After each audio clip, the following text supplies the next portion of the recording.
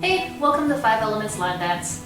Lately we've had a lot of questions on YouTube asking how to hold the lion head properly, how to blink comfortably while using the lion head, and how to not have the lion head wobble when you're dancing.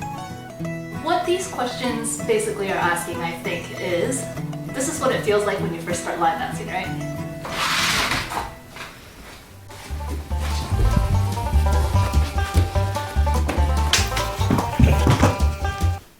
Lion heads are actually pretty light. They're generally about 10 to 15 pounds only. It's just that they're a strange shape to hold. When I was first taught how to lion dance, I was taught to hold it like this with both hands. So you have one finger through the mouth hole, and same with your other hand. Like this. These bars, I was told should rest somewhere along here. So in essence, you're basically holding the lion head like a pizza, as if you're a developing pizza. So like this. Moving, pushing out, coming in, like a pizza. So when I first started training and was holding the lion head like a pizza, so pretend my fingers are in the little mouth holes, I had the laundry basket problem where the lion head flops everywhere. When I let go of one hand to pull the string to blink, because I wasn't used to the weight, it tips this way. And then I'm going like this, trying to balance it all out. So a tip for people who are newer to line dancing is to use the head pad inside the line. Use this head pad. So if using the head pad, it should be resting on your head. In that case, you also need to move your hips. A lot of beginner lion dancers use just their arms when they're controlling the lion. That doesn't give you a lot of control or power. Moving like this without moving your hips makes the lion harder to control. You want to move your waist, your entire waist when you're moving with the lion. Also, if you have the head pad on and you think about it, if you're moving your waist with the lion head will move with you. It makes it a lot easier to control. Having the head pad on also helps you when you're trying to blink. So if you have the head pad on, you're holding it with one hand, you can briefly let go, blink, and go back without dropping too much. For me personally, I can blink without having the head pad on, and that comes with practice. So it's not just how to hold the lion head properly, it's practice as well. My left hand is strong enough now to be able to hold the lion head and have it balanced, while my right hand is not balancing it at all. Some teams, especially martial arts teams, who do a lot of powerful movements where they push the head out a lot, or a lot of lifts and jumps, sometimes they'll opt to hold the lion head like this, on the bars, so they have more strength. So they can push out, back down.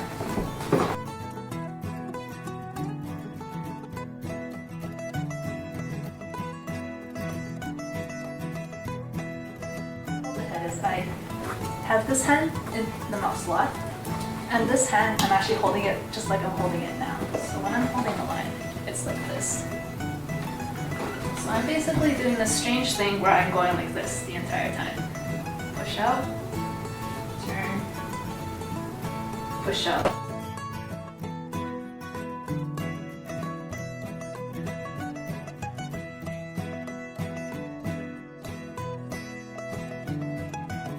Recap, how to hold the lion head properly. Put your two fingers into the mouth slot and hold it like a pizza. If you need more control, hold it by the bars. While holding it like a pizza, the bars should rest along your upper arms, so you're providing strength for the whole structure. Also, don't forget to use the head pad. It's alright to let the lion head rest on your head. You don't have to hold it up the entire time. Your arms will get very tired, trust me.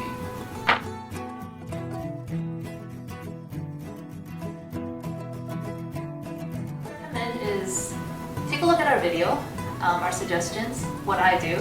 Talk to the seniors on your team, other members of your team, your masters, and people from other line dance teams. See how they hold their head, and then, very importantly, try all of them and see what works just for you. For our team, for example, I like to focus on what I call micro movements. So the blinking, the looking, trying to make the line look real, or or emotional.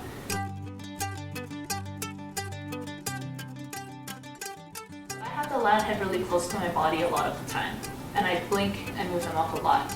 Depending on what your team style is and what you guys do for lion dance, that could totally differ. So just try things out and see how it works. How to blink comfortably with the lion head. Again, comes with practice once you have the balance of it. You let go of your hand to blink. So Taro string is free flow.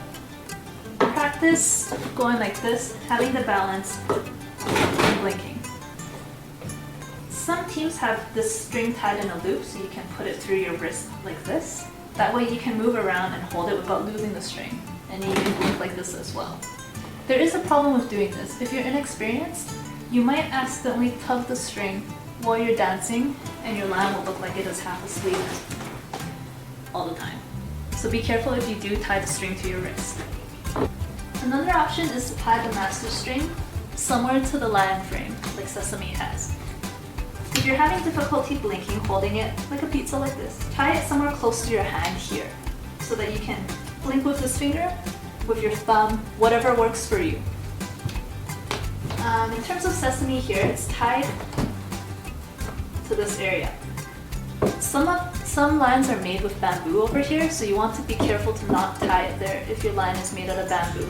You'll probably break it. I've done it before. This one is made out of aluminum, so it's stronger. So what the purpose of tying it here is, for Sesame, is so when I'm lion dancing, blink, grab. Blink, blink, grab. I have support, even though I'm not holding onto the right side of the line. Again, look at what material it is made out of and how strong this is, because it's very easy to snap these little bamboo pieces all along. It's also possible to cut your hand on the aluminum. I've done that before as well, so be very careful. This is just how I hold the lion head and suggestions from myself as a lion dancer. If you're a lion dancer as well and you have other tips and tricks to give our fellow peers on how to hold the lion head, please do comment and then we can share our knowledge with each other. Thanks for watching, guys.